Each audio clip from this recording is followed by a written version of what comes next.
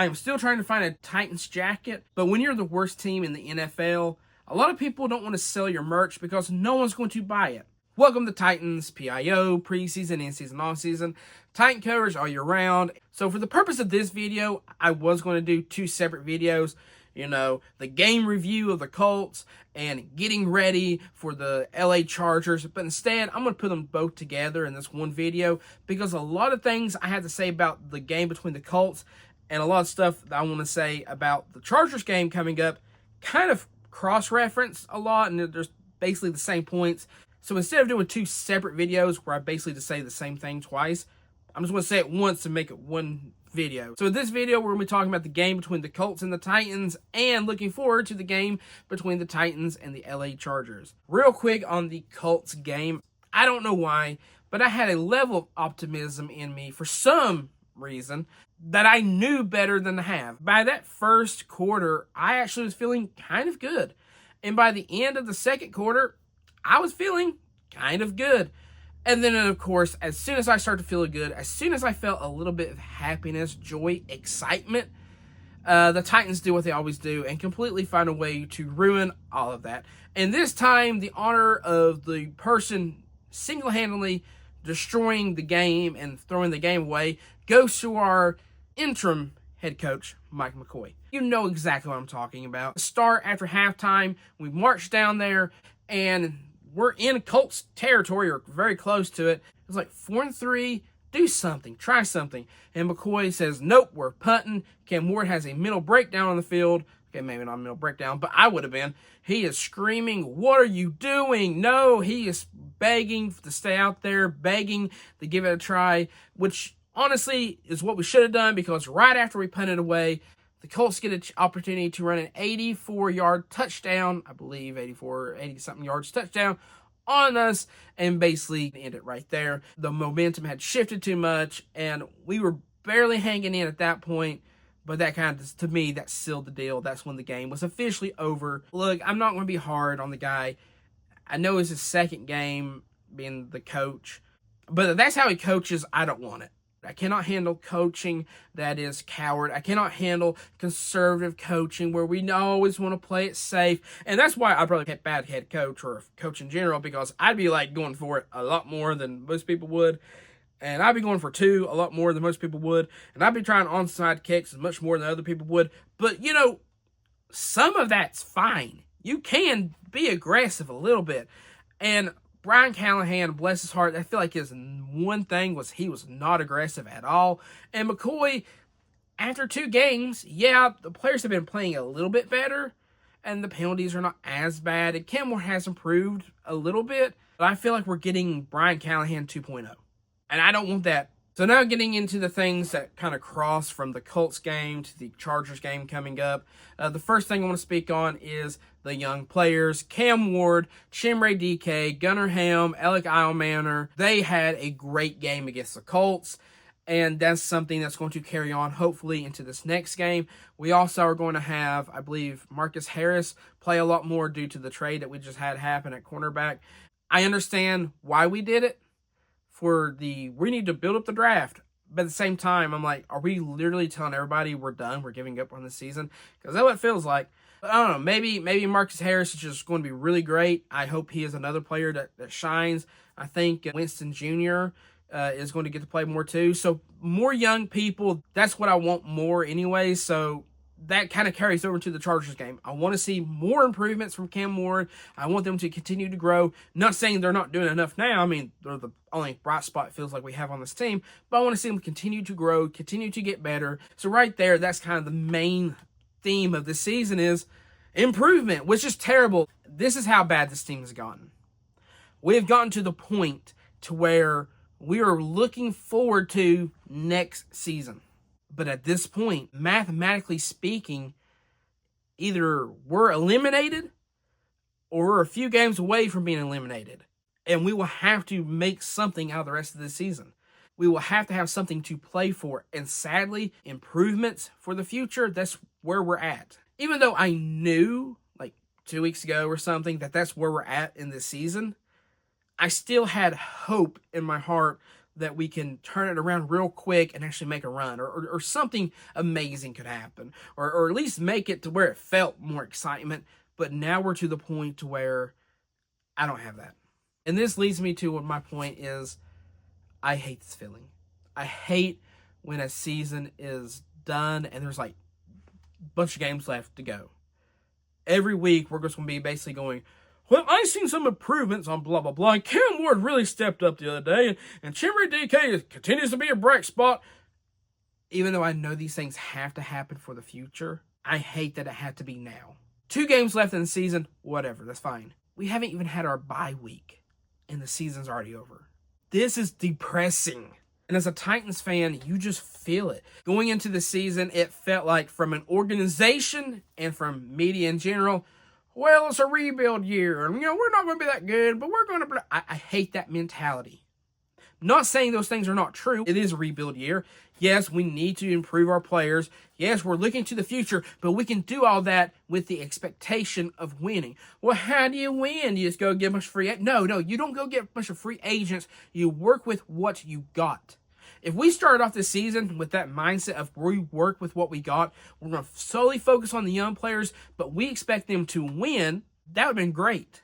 But instead, we kind of went in with this half mentality of, we're just going to see who the best players are. Why? If this is a rebuild year, if this is the year of improvements, then why did we put any veterans out there that we know are not going to be here for next year? You see, dumb decisions like that confuse me. Either you're trying to win this season, or you actually believe you have hope for this season. Because I heard a lot of people say, well, we went into this season knowing we weren't going to make it. We knew we were going to be a bad team. So why did you even put the veterans in that you knew were not going to be good? Well, that was to help the rookies. Help the rookies? You know how you're going to help the rookies? Put the other rookies out there. I remember before the season even started, the whole thing before in the preseason was how well the rookies were connecting, the mentality they had, the environment they brought to the team, the life they were bringing, how they felt like brothers, how they were honestly like a new team coming in. Okay, that's what it seemed like. And I understand there's some logic of why you want a veteran out there for, for mentorship and all those things. But what I'm trying to say is the narrative of this is what we thought from the beginning doesn't set right with me. Because I feel like we actually were thinking we could win some this year. I don't think they thought we were going to win a lot, but the way they spoke, like they set the bar real low. And somehow, some way, we were able to still not clear it. Even though expectations were super low, we found a way to disappoint. I don't think that was their mindset going into the season.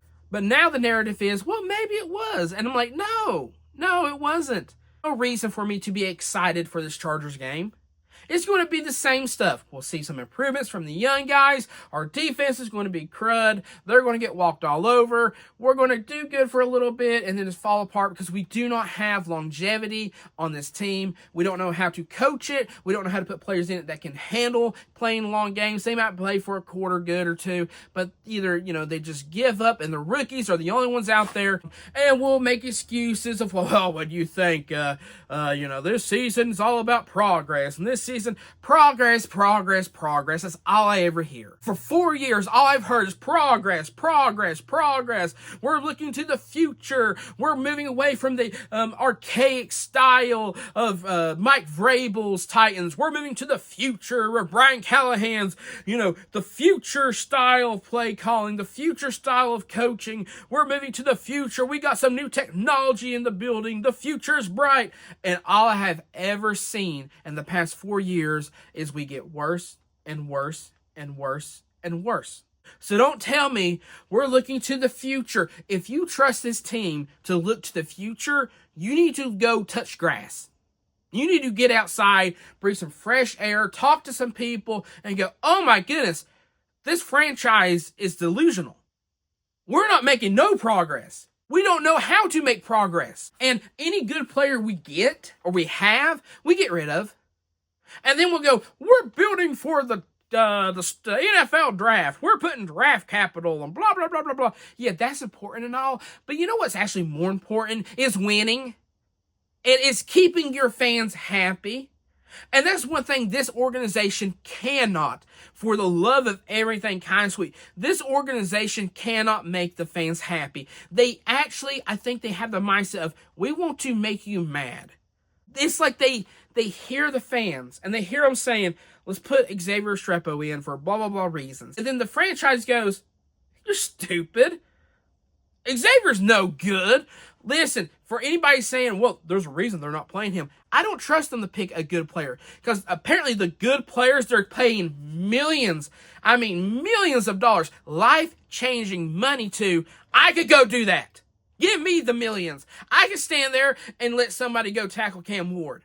Yeah, I can block for 5 seconds and then let Cam Ward get tackled. I can do that. Pay me millions of dollars to go do that. You know, the veteran who cannot catch a football for his life, depending on it. Give me the money. I'll run out there. I'll spin around and put my hands up in the air and not catch a football. I can do that. But you tell me how the guy who has connection with Cam Ward, he's no good. Oh, so him and Cam Ward's been practicing? No, we put him with Brandon Allen, but he's no good. Make it make sense. You cannot.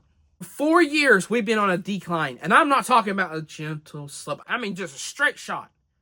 We went from 1 game away from the Super Bowl to being 2 years in a row one of, if not the worst team in the NFL. Last year, we were the worst team, but this year, we're either going to be the second or third worst, and possibly by the end of the year, the worst team again. How do you do this? Well, I'll tell you how to do it. You get rid of the players that took you there. Tannehill, as much as you want to cry and complain about Tannehill, he was a good quarterback and got us where we were. Tannehill, we had Henry, we had AJ, and we had a good coach. I don't care what you say, Mike Vrabel's a good coach. If you disagree, that's fine, but you're wrong. And if he has not proved that at this point, then you cannot swallow pride. Mike Vrabel's a good coach, and he has a possibility of either this year or next year being a Super Bowl winning head coach. That's a fact at this point. Now, you can cry, you can say, no, he trusted his friends and everything's his fault. He had us almost there. Then we get rid of A.J. Brown. And we blame Tannehill. Everybody was, Tannehill's the word. He's a fraud. The organization said, we're going to replace him. Well, they went and got Willis. As soon as Tannehill got hurt, boom, they threw him in. They wanted him to take over. He wasn't ready. He's a good quarterback too, by the way. He is a good quarterback, but he wasn't ready. They had already made their mind up. They went and told Tannehill, and it's so odd. I will always say this. I will stand by this. The way they told Tannehill that he was out for the season, I don't think he was out for the season. I think he could have came back, but they were going to play the narrative of he's hurt for the season, he can't come back, just so they can move on from him. But guess what happened? Willis wasn't ready. And so what ends up happening is they have to go get Dobbs because their future star wasn't ready because he hadn't had time to learn and they didn't know how to coach him. Another problem the team had, we didn't know how to coach young quarterbacks. And so by the season's over, they keep Tannehill and instead of, focusing on an O-line and focusing on players that we are now desperately needing, it's easy to pick out the big names. Quarterback, running back, wide receiver. That's easy to pick. The flashy players. They're the flashy names. The players that we were needing. The positions that most people, even myself, don't even know the titles to correctly, okay?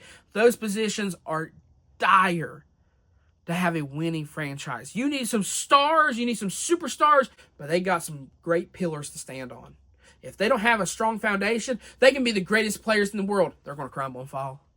We see it all the time. And then we go in the next draft, instead of getting players that we need for the offensive line, we go get another quarterback. So now we got 2 young quarterbacks fighting out to be the future quarterback of this team. Neither of them are now the future quarterback of this team. And we continue to treat Tannehill like he's a joke. And as soon as he gets hurt again because, there's no O-line, Levis plays a good game. And he's taken over. And the end of the season comes. And it's like, okay, we weren't great. We were worse than last year somehow. But, if we focus on the future, if we go get some offensive players, on the O-line, and we maybe beef up the defense a little bit, if we just focus on those things, we leave the quarterbacks alone, and then, Tannehill, no word on him. They just throw him to the side. All right, well, we got Levis. We're firing our coach because he's no good? and we're going to let Henry walk. And then people were so arrogant. They were going, now we're going to win, and everything's going to be so much better. And we only win 3 games last year. If that's not proof, I don't know what you need. That getting rid of Henry, Tannehill, A.J. Brown, and our coach probably wasn't the best decision this team could have made. Even without A.J. Brown, we were still afloat. We were still going to make it. If we could just replace them, we had a core there. But we let the foundation crumble. And then we got rid of the superstars, and then we just had rocks. We had rocks. We had the crumbled foundation, and we're just going, we can win it all now.